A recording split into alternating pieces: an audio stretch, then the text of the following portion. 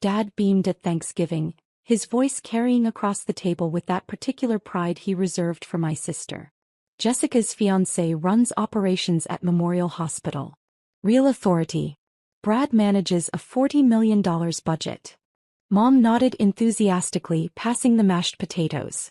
Such a stable career. Benefits, retirement plan, the whole package. She glanced at me, her smile dimming. Rachel, when will you get a stable job? You can't do residencies forever. I cut my turkey carefully, keeping my eyes on my plate. I'm happy with my work. Work? Dad scoffed. You're 34 years old, still doing 80-hour weeks for resident pay. Your sister's getting married to a hospital executive. Don't you want stability?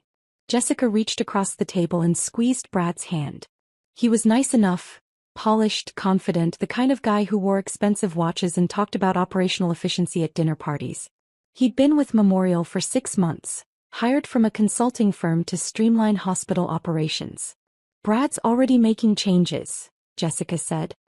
He's implementing new protocols, cutting unnecessary spending. The CEO loves him. Brad smiled modestly. Just doing my job. Healthcare administration is all about finding efficiencies without compromising patient care. That's exactly the kind of strategic thinking Rachel needs to learn, Dad said, pointing his fork at me. Instead of just doing medical stuff, you need to think bigger picture. I took a sip of water. I'll keep that in mind. I'm serious, Rachel. You're smart enough. Why not go into administration? Brad could probably help you get your foot in the door. Right, Brad? Brad shifted uncomfortably. Well, administration requires a different skill set. Business acumen, financial management. Rachel has a medical degree, Mom interrupted. Surely that counts for something. Of course, Brad said quickly. I just meant that clinical work and administrative work are different paths. Brad's being modest, Jessica said.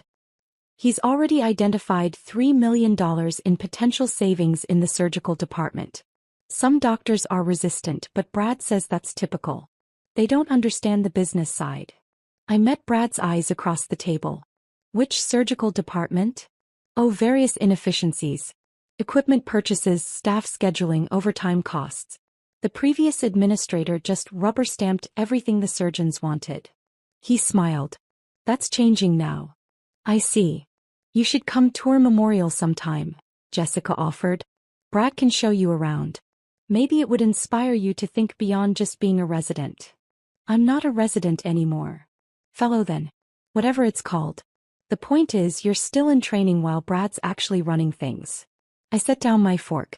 Jessica, I finished my fellowship 3 years ago. She blinked. What are you then? I'm an attending surgeon. Oh. She waved her hand dismissively. Well, that's still not management.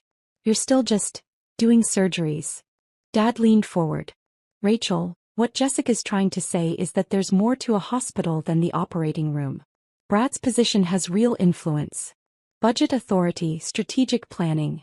I understand what hospital administration does, Dad. Then you understand why Brad's career is so impressive.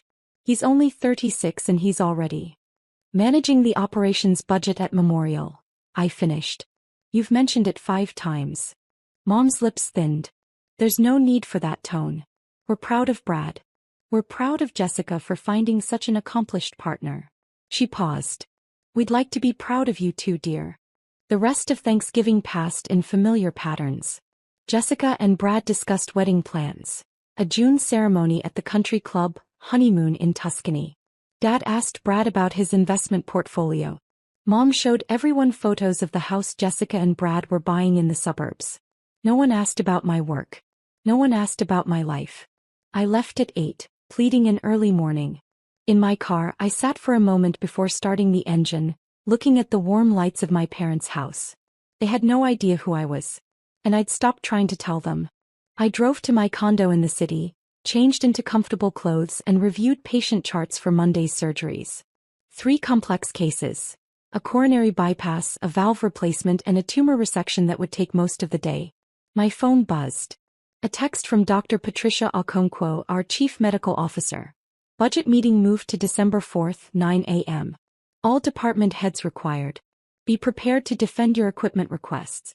I typed back, "See you there." December arrived cold and gray. Memorial Hospital rose 12 stories above the city, a teaching hospital affiliated with the state university. I'd trained here, completed my general surgery residency and cardiothoracic fellowship here, and been recruited back as an attending 3 years ago. 2 years ago I'd been named chief of surgery. It wasn't something I advertised. The title came with administrative headaches I didn't particularly enjoy. Budget meetings, personnel issues, strategic planning sessions. But it also came with the authority to protect my department, to fight for my surgeons, to ensure we had the resources we needed to save lives. My family knew I worked at Memorial. They knew I was a surgeon. They'd never asked my specific role and I'd never volunteered it. Why would I? They'd already decided I was less successful than my sister. Facts wouldn't change that narrative. December 4th began at 5:30 a.m. with a trauma case. Motorcycle accident, internal bleeding, a young man who'd been in the wrong place at the wrong time. By 8:45 he was stable in the ACU and I was scrubbing out, exhausted but satisfied. I changed into clean scrubs, grabbed my budget folders and headed to the executive conference room on the 12th floor. Patricia was already there reviewing notes. She looked up and smiled. "Good save on the motorcycle case. I heard it was touch and go. He's 23. He'll pull through. That's why you're the best we have." He checked her watch. "We've got a full house today. New operations administrator wants to make an impression." "Brad Harrison? You know him." "He's engaged to my sister." Patricia's eyebrows rose. "Small world. He's been here 6 months and he's already making waves. Lots of ideas about efficiency and cost cutting." "I've heard." "Well, prepare yourself. He's got some strong opinions about surgical department spending." The conference room filled up. Department heads, division chiefs, the CFO, the CEO. And Brad, sitting near the head of the table in an expensive suit, reviewing spreadsheets on his laptop. He didn't look up when I entered. Why would he? As far as he knew, I was just another overworked surgeon somewhere in this building. We'd never discussed specifics at Thanksgiving. I took my seat at the table. Patricia sat at the head with the CEO, Dr. James Morrison, beside her. "All right, everyone," Patricia began. "Let's get started. We're here to review departmental budget requests for the next fiscal year. As you know, we're facing pressure to reduce costs while maintaining quality of care. Brad Harrison, our Director of Operations, will be presenting his analysis." Brad stood, clicking to his first slide. "Thank you, Dr. Okonkwo. I've spent the past 6 months reviewing our operational efficiency, and I've identified several areas where we can significantly reduce spending without impacting patient outcomes." He clicked through slides showing graphs, percentages, comparative data from other hospitals. "The surgical department is our largest cost center," Brad continued. "Last year, surgical services accounted for $127 million in expenses. My analysis suggests we can reduce that by 15 to 20% through better scheduling, reduced equipment purchases and streamlined staffing." I listened, taking notes. Some of his suggestions were reasonable. Others showed a fundamental misunderstanding of how surgery actually worked. For example, Brad said, the cardiothoracic division ordered 3 new surgical robots last year at $2 million each. That's $6 million on equipment that sits unused 60% of the time. Dr. Marcus Webb, one of my senior cardiothoracic surgeons, bristled. "Those robots are essential for minimally invasive procedures, which represent only 40% of your surgical volume," Brad interrupted smoothly. "I'm suggesting we don't need 3. 2 would suffice, saving $2 million. And when all 3 are needed simultaneously?" Marcus asked. "When we have multiple emergent cases? You schedule more efficiently. You don't have 3 emergent robot-assisted cases simultaneously if you're properly managing your time. You can't schedule emergencies," Marcus said flatly. Brad smiled. "You can schedule elective procedures to ensure capacity for emergencies. It's basic operational planning." I watched this exchange, saying nothing. Marcus glanced at me, clearly expecting support. I gave him a small shake of my head. "Not yet." Brad moved to his next slide. "Additionally, the surgical department has excessive overtime costs. Last year we paid $4.2 million in overtime to surgical staff. By hiring 2 additional scheduling coordinators at $120,000 total, We could eliminate most of that over time, netting $4 million in savings. Dr. Sarah Chin, Chief of General Surgery, spoke up. The overtime exists because surgeries run long. Because complications arise. Because we can't just abandon a patient mid-procedure because we've hit our scheduled time. Of course not, Brad agreed. But better preoperative planning could reduce procedure times. Better coordination could prevent scheduling conflicts. These are solvable problems. Have you ever observed a surgery? Sarah asked. Brad paused. I've reviewed surgical records and timing data extensively. That's not what I asked. I don't need to perform surgery to understand operational efficiency, Dr. Chen. The tension in the room was thick. Patricia intervened. Let's table this for now. Brad, what else do you have? He clicked to another slide. Supply costs. The surgical department spends $18 million annually on supplies. Sutures, instruments, disposables. I've negotiated with alternate vendors who can provide equivalent products at 25% lower cost, saving $4.5 million. Equivalent how? I asked quietly. Brad looked at me for the first time. Really looked at me. I saw the moment of recognition. His face went still, his eyes widened slightly. I'm sorry, he said. You said equivalent products. Equivalent in what way? Same quality, same performance, same patient outcomes. He recovered quickly. Yes, all of the above. These vendors supply to comparable hospitals. Which hospitals? Regional Medical Center, St. Catherine's University Hospital. None of which are level 1 trauma centers. None of which have our surgical volume or complexity. Kept my voice even. Cheaper supplies are fine for routine procedures. They're inadequate for the complex cases that come through our doors. Brad's jaw tightened. With respect, Dr. Rachel Chin. I watched him process this. Like Sarah Chin, but that was a different person. He didn't make the connection yet. With respect, Dr. Chin, I've done extensive research. These products meet all FDA requirements. So do a lot of products I wouldn't use on my patients. Meeting minimum requirements isn't the same as meeting our standards. Patricia stepped in again. Rachel raises a good point. Brad, can you provide data on patient outcomes at hospitals using these vendors? I can compile that, yes. Please do. Before we make any supply chain changes, we need outcome data. She glanced at her notes. What else? Brad moved through several more proposals. Reducing or staff, consolidating surgical specialties, cutting the budget for continuing medical education. With each suggestion, I saw my surgeons getting more agitated. Marcus looked like he wanted to throw something. Sarah was taking furious notes. The other department heads were equally frustrated. Finally, Brad reached his last slide. In summary, I'm recommending $23 million in cuts to the surgical department budget. This represents an 18% reduction while maintaining current surgical volumes and outcomes. Based on what evidence? I asked. Brad turned to me, and I could see irritation flickering beneath his professional composure.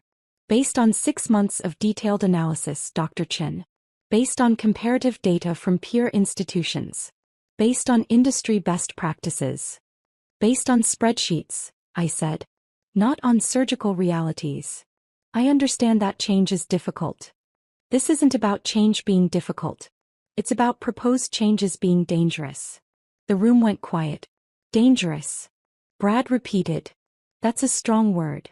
It's the accurate word. Cutting our surgical robots from 3 to 2 means longer wait times for minimally invasive procedures.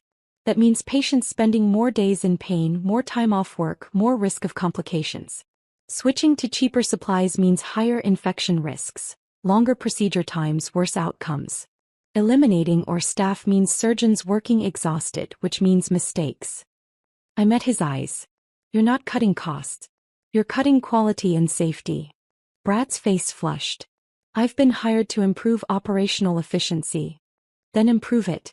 But not at the expense of patient care. Dr. Chin, I appreciate your passion, but this is above your purview. These are institutional decisions. About my department. He blinked. Your department? Patricia cleared her throat.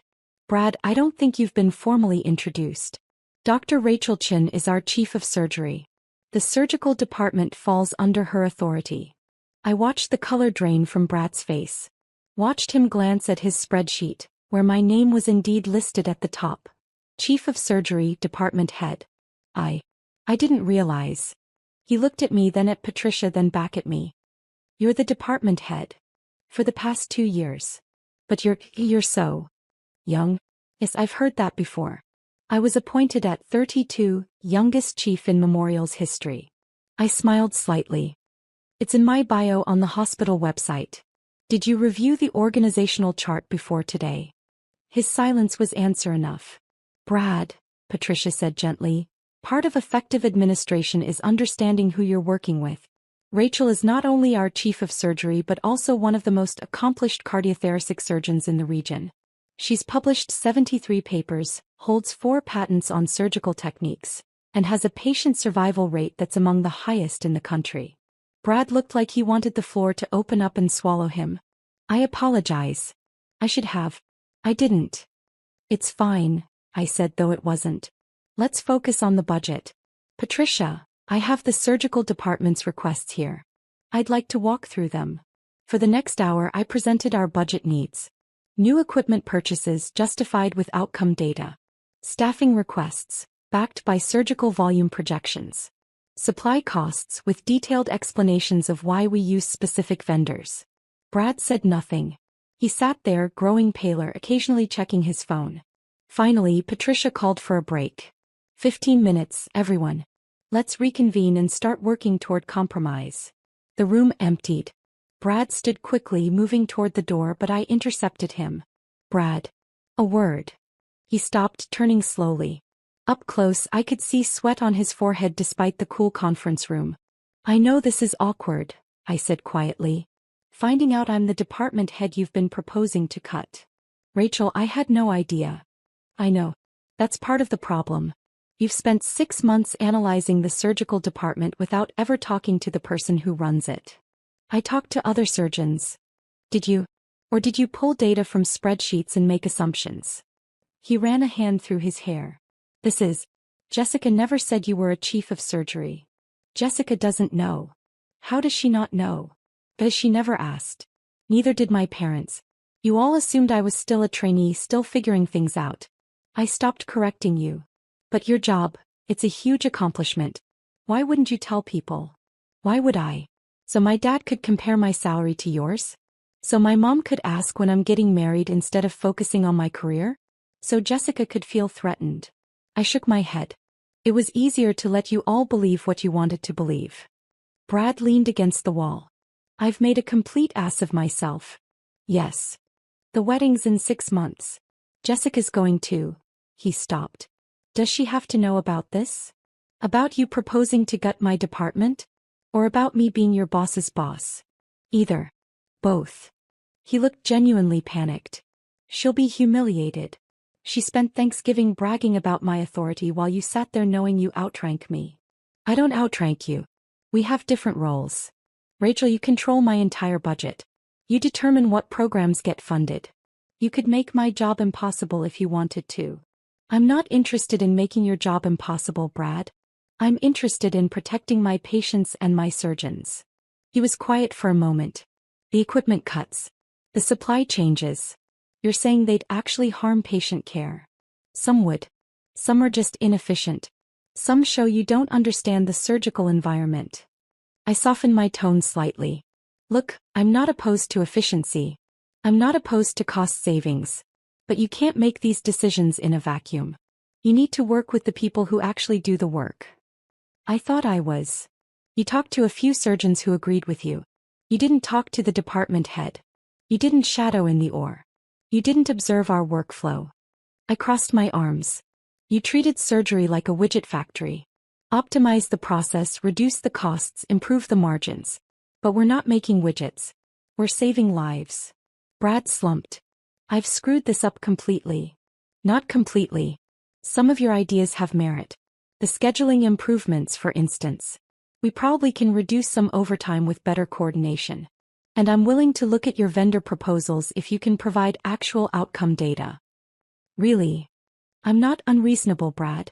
I just need you to work with me, not around me. He nodded slowly. Does this change?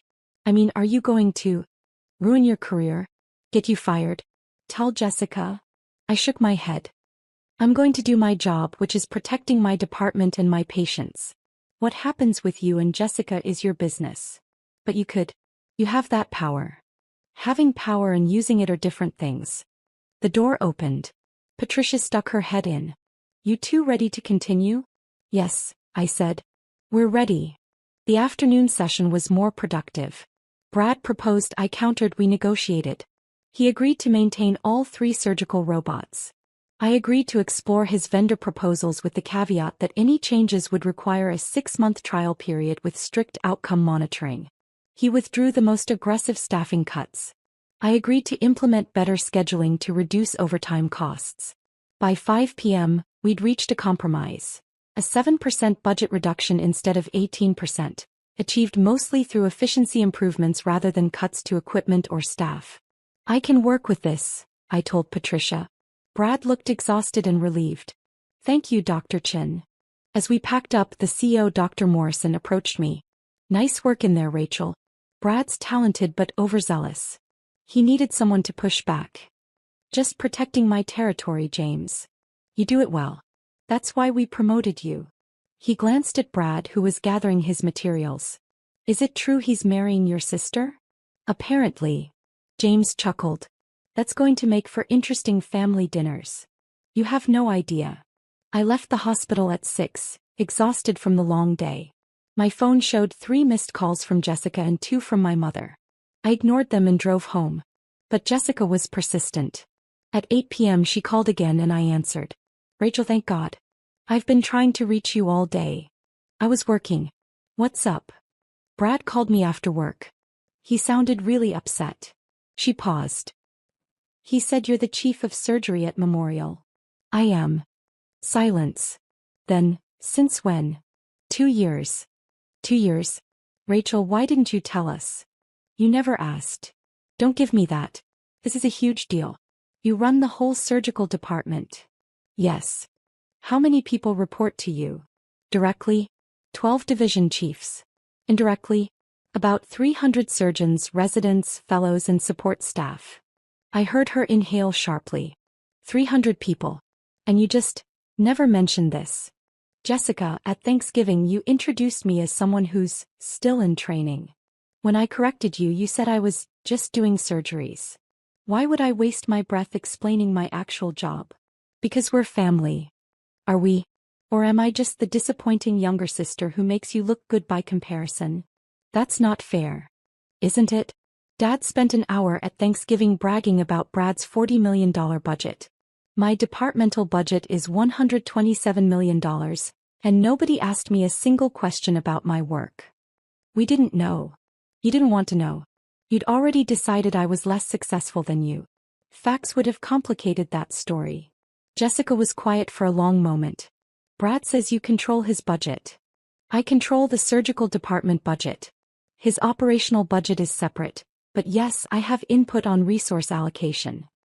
He's terrified you're going to sabotage his career because of me. Why would I do that? Because we've all been. She struggled for words. Rachel, I'm sorry. We've been terrible to you. Yes. Brad told me what he proposed. The cuts, the equipment reductions. He said you shut him down in front of everyone. I protected my department. That's my job. He feels humiliated. He should have done his homework. If he'd bothered to learn who ran the department he was proposing to cut, he wouldn't have embarrassed himself. You could have told him at Thanksgiving. Why? So he could treat me differently? So you could brag about having a chief of surgery in the family instead of a failure. I laughed bitterly. Jessica, I'm not a trophy. I'm not here to make you look good. I never said you were. You introduced me as between jobs to Brad's colleagues. You suggested I get a real job in administration. You've spent my entire adult life treating my career like it's less important than yours. I didn't know. You didn't ask. Silence. Then quietly, you're right. I didn't ask. None of yous did. She paused. Mom and Dad don't know yet. About your position. I assumed Brad would tell you and you'd tell them. He told me not to. He's afraid. God, Rachel, he's afraid if Dad finds out he'll be humiliated too. That the whole family will realize they've been dismissing you while you're actually more successful than any of us. I'm not more successful. I just have a different job.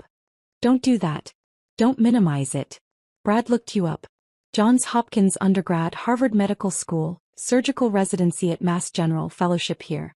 You've won awards. You've published in every major surgical journal. Her voice cracked. You're kind of famous in medical circles apparently. I'm good at my job. You're exceptional at your job. And we treated you like you were failing at life. I sat down on my couch, suddenly very tired. Jessica, what do you want from me? I don't know. Forgiveness. Understanding. For you not to ruin Brad's career because our family's been horrible to you. I'm not going to ruin Brad's career. I'm going to make him better at his job by forcing him to actually understand surgical operations before making proposals. That's good for him and good for my department. He's scared of you now. Good. Maybe he'll do his research next time. Rachel. Jessica, I've had a very long day. I performed an emergency surgery at 6 a.m., spent 5 hours in a budget meeting fighting to protect my department's resources, and I'm exhausted. I don't have the energy for this conversation. When can we talk? Really talk? I don't know. Maybe never. Maybe I'm done trying to make you see me. Please don't say that. Why not? It's true. I spent years trying to get you, Mom and Dad, to understand what I do, to care about my work, to see me as something other than the disappointing one. And it never worked. So I stopped trying. And honestly, my life got better. Because you have other people who appreciate you. Yes. Colleagues who value my expertise. Patients who trust me with their lives. Residents who look up to me. I don't need my family's approval anymore. But you want it. The words hit harder than I expected. Maybe I did. Once. And now. Now I'm too tired to care. I hung up before she could respond. The next day at work was busy. 3 scheduled surgeries and a consult on a complex trauma case. I didn't think about Brad or Jessica or the budget meeting until Patricia stopped by my office at 4 p.m. Brad submitted his revised proposal, she said, handing me a folder. It incorporates all your feedback. Very thorough. I flipped through it. He'd done his homework this time. Outcome data from the proposed vendors, detailed scheduling analyses, realistic timelines for implementation. This is good work, I admitted. He's terrified of you, you know. So I've heard. Patricia sat across from my desk. He came to my office this morning and asked if he should resign. What did you tell him? That he's good at his job when he remembers that hospitals aren't factories. That he made mistakes but he's learning from them. And that you're not interested in destroying him, you're interested in patient care. All true. He also asked if there's any way to avoid humiliating his fiancé's family. I looked up. What? Apparently your family doesn't know you're chief of surgery. They think you're a junior surgeon still finding your way. Brad's worried about what happens when they find out. That's not my problem. No, but it is his problem. He's marrying into a family that completely misunderstood one of its members. That's awkward. I set down the folder. Patricia, my family decided who I was a decade ago. I got tired of fighting that narrative. If they find out the truth now and feel embarrassed, that's not my fault. Of course not. But Brad's in an impossible position. Keep your secret and feel like he's lying to his fiancé's family, or tell the truth and expose how wrong they've been about you. Again, not my problem. Patricia studied me. You're angrier than you're letting on. I'm not angry. I'm just done. Done with what? Trying to make them see me. Trying to prove I'm worthy of their attention. Trying to fit into their hierarchy of success. I lean back in my chair. I have a department to run, lives to save, residents to train. I don't have time for family drama. Rachel, you're one of the most brilliant surgeons I've ever worked with. But you're also human. It's okay to be hurt that your family didn't see you. Noted. She smiled sadly. That's not a healthy response. Maybe not. But it's the one I have energy for right now. After she left, I tried to focus on work, but my mind kept drifting. To Thanksgiving dinner, to my parents' dismissive comments, to Jessica's introduction of me as the failure of the family, to the look on Brad's face when he realized who I was. My phone rang. My mother. I almost didn't answer. But some habits die hard. Hi, Mom. Rachel, Jessica told me the most ridiculous thing. She says you're in charge of the entire surgical department at Memorial Hospital. Not ridiculous. True. But you never said anything. You never asked. Don't be difficult. When did this happen? I was appointed chief 2 years ago. 2 years. Rachel, why on earth wouldn't you tell us? Because at Christmas that year I mentioned I'd been promoted, and Dad interrupted to talk about Jessica's raise. I stopped trying after that. That's not. We would have listened if you'd been clear about how important it was. Mom, I was named the youngest chief of surgery in a major teaching hospital's history. How much clearer could I be? Silence. Your father is very upset. Why? Because he spent Thanksgiving bragging about Brad's management position while his daughter runs a larger department. That's not fair. Isn't it? Brad manages operations. I manage 300 people and a $127 million budget. But Brad's the one with real authority, apparently. We didn't know. You could have known. You could have asked. But you decided I was the disappointment and you never questioned that assumption. We never said you were a disappointment. You said I needed stability. That I should learn from Brad about strategic thinking. That I was still in training while Jessica's fiancé was actually running things. My voice was calm, clinical, like I was presenting a case study. You said all of that 3 weeks ago, Mom. Thanksgiving. While I sat at your table knowing that I outrank Brad in every meaningful way. Rachel. I'm not angry, Mom. I'm just tired of being invisible. You're not invisible. Then tell me one thing about my work. One specific thing. Not you're a surgeon, or you work at a hospital. One actual detail about what I do. Silence. That's what I thought. This isn't fair. You're putting me on the spot. I'm asking you to know your daughter. That shouldn't require putting you on the spot. I heard my father's voice in the background. Mom muffled the phone, then came back. Your father wants to talk to you. I don't want to talk to Dad right now. Rachel, please. I hung up. For a moment I sat there staring at my phone. Then I turned it off completely and went back to work. The next week was a blur of surgeries and meetings. Brad avoided me, communicating only through emails that were meticulously professional. Jessica texted twice asking to meet for coffee. I didn't respond. On December 11th, Patricia called me into her office. We need to talk about the gala. Memorial Hospital's annual fundraising gala was a major event. 500 guests, major donors, community leaders, board members. As chief of surgery, I was expected to attend and schmooze with potential donors. What about it? I asked. It's this Saturday. You're presenting the Surgical Excellence Award to Dr. Marcus Webb. I know. Your family RSVP'd. 4 tickets, your parents, Jessica and Brad. I closed my eyes. Of course they did. I'm assuming they don't know you're presenting? They don't know I attend these events, period. Rachel, this is going to be very public. You'll be on stage. Your bio will be in the program. There's no hiding who you are. I'm not trying to hide. I just haven't advertised. Well, you're about to advertise in front of 500 people, including your entire family. She paused. Are you prepared for that? I'm prepared to present an award to a deserving colleague. What my family does with that information is their problem. Saturday arrived cold and clear.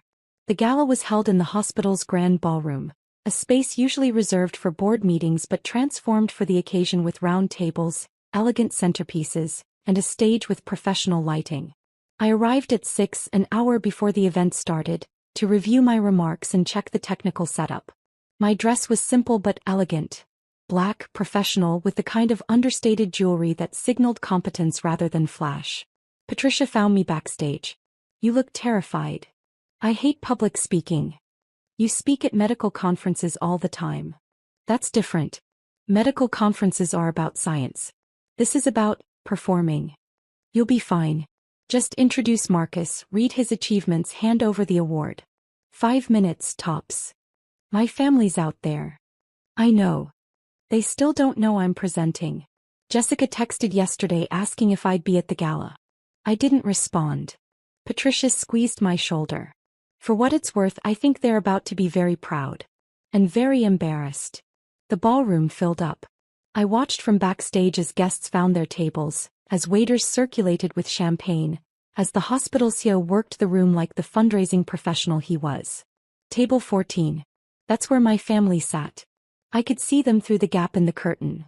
Mom in a cocktail dress, Dad in his best suit, Jessica radiant in silver, Brad looking uncomfortable in black tie.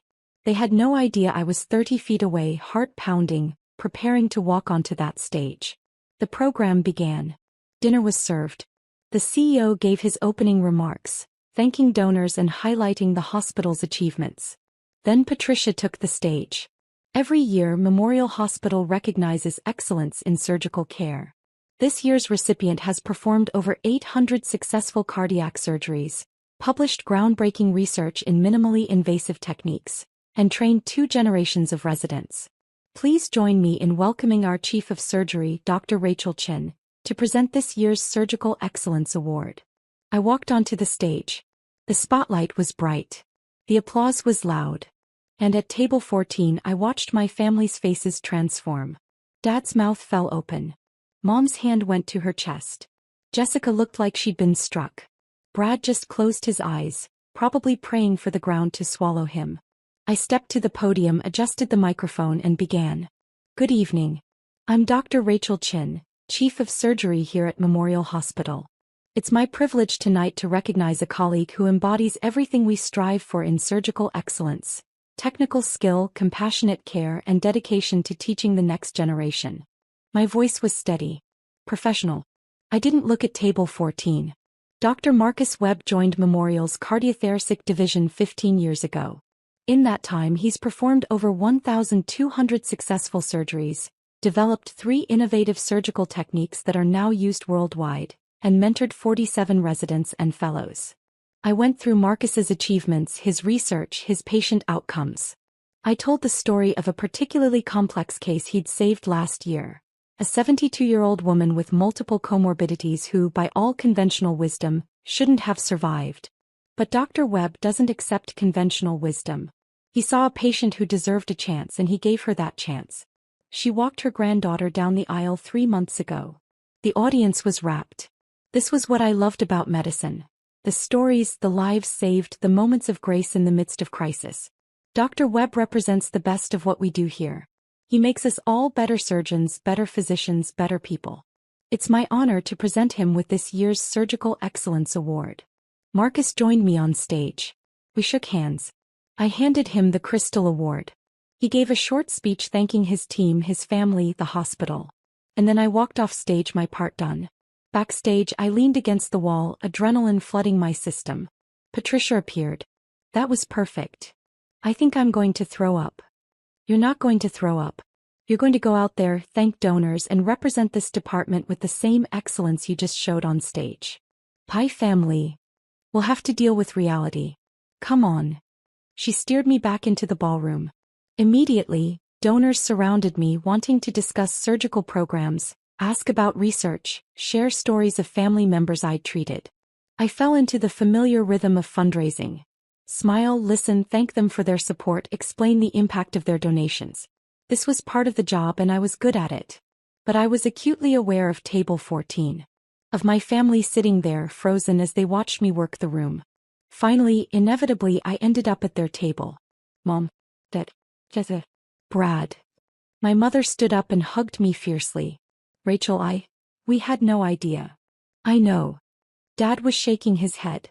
Chief of Surgery. You're the Chief of Surgery. For 2 years now. Jessica looked shell-shocked. You were on stage. Everyone knows you.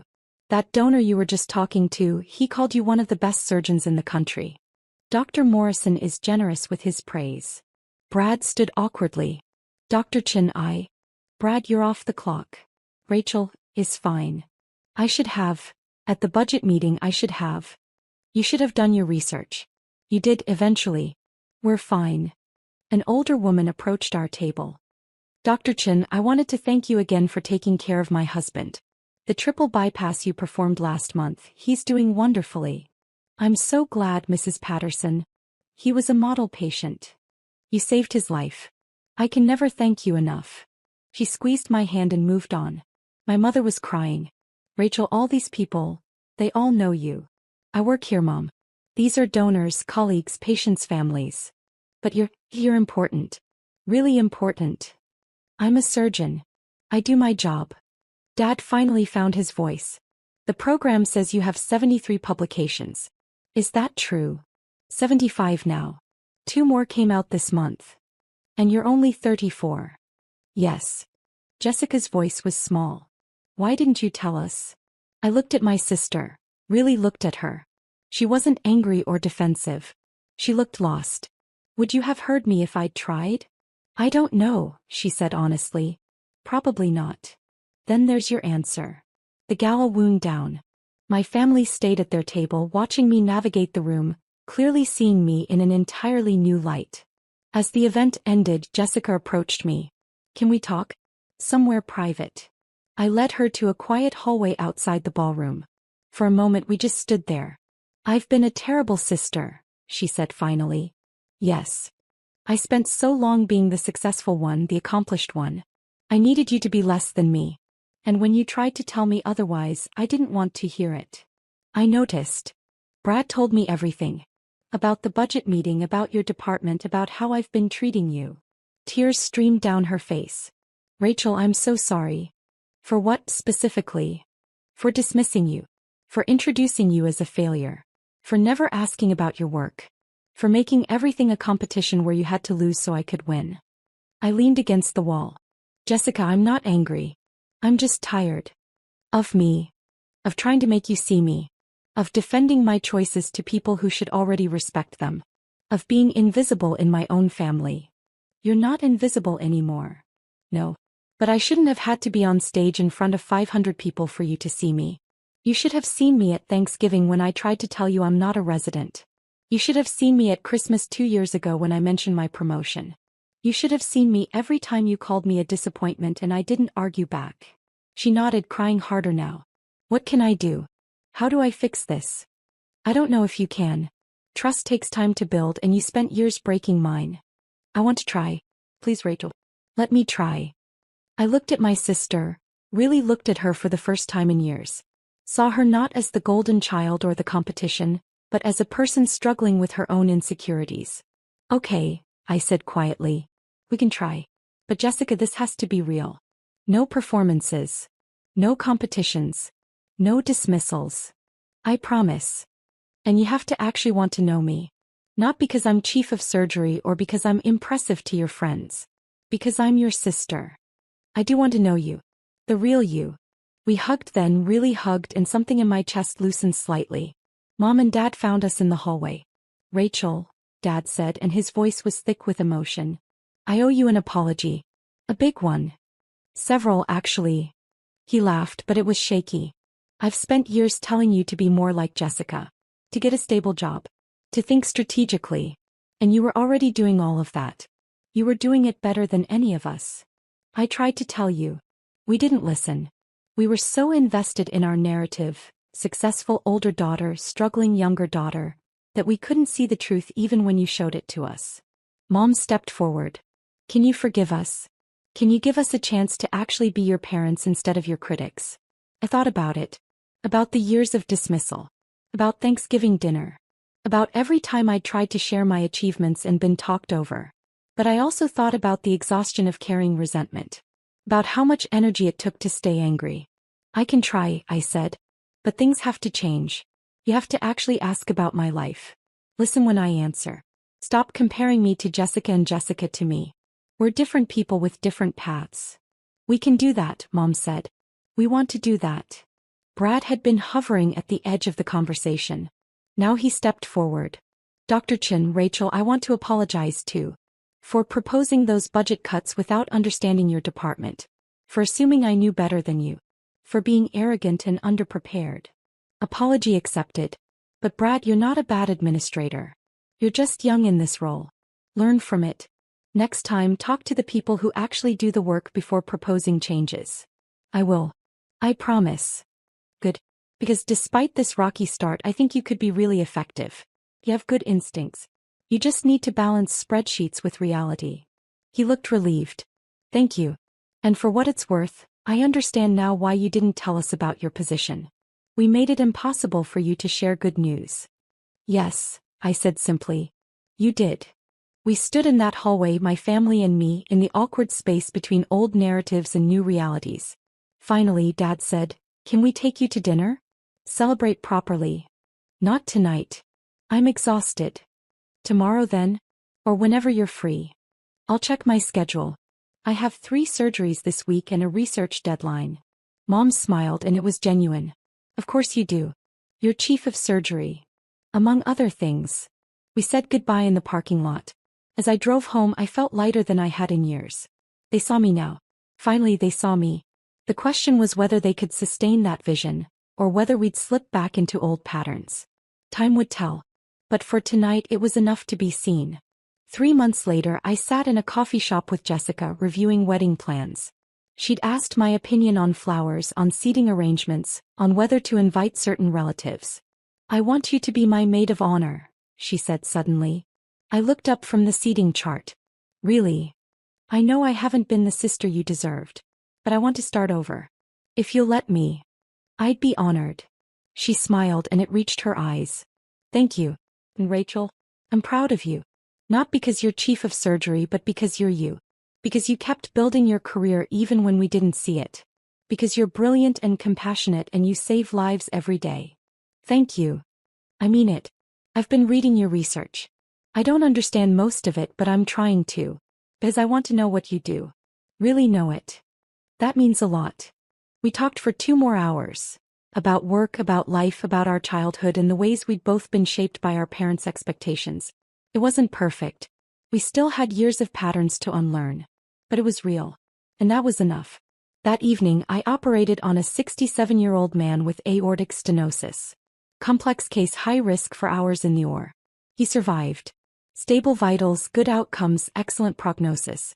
As I scrubbed out, I thought about all the parts of my life. The surgeries, the research, the leadership, the family slowly learning to see me. None of it was simple. None of it was easy. But all of it was mine. And that was enough.